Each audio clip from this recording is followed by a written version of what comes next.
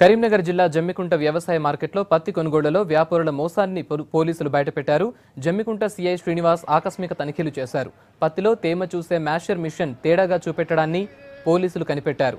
Masher మిషన్ను తేమ ఎక్కువగా చూపిస్తోందని, తమకు అన్యాయం జరుగుతోందని రైతులు ఆవేదన వ్యక్తం చేశారు.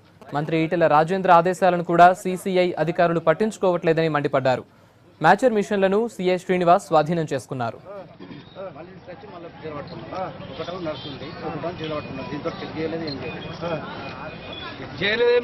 మేము చెక్ చేస్తుంటే పట్టుకున్నాం. అది 3 బస్తాలోడు వానికి ఎంత వీక్తుంది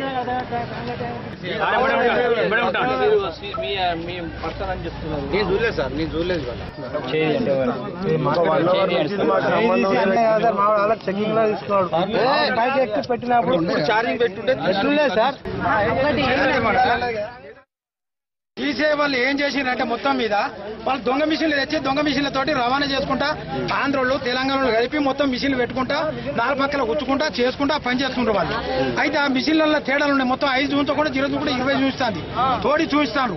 మాకు ఆశలందరినీ బోర్లేసే పరిస్థితి చెప్తాను. వాళ్ళు మంత్రి గారు చెప్పిన పరిస్థితి ఇట్లా జరుగుతుంది, ఇట్లా చెప్పి వెళ్ళి వీళ్ళు పని చేస్తాను. వీళ్ళు ఆటోలో మనం ఇది వేయింగ్ మన మాయిశ్చర్ చేసే మిషన్ పెట్టినప్పుడు ఒక రీడింగ్ చూపించింది.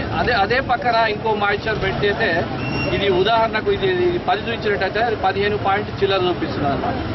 ఆ విధంగా మరి మోసపోతున్నారని చెప్పి చూస్తే ఒకటి తర్వాత ఇంకొక మిషన్ కూడా దొరకడం జరిగింది. అది కూడా సేమ్ ఆల్మోస్ట్ 5.7.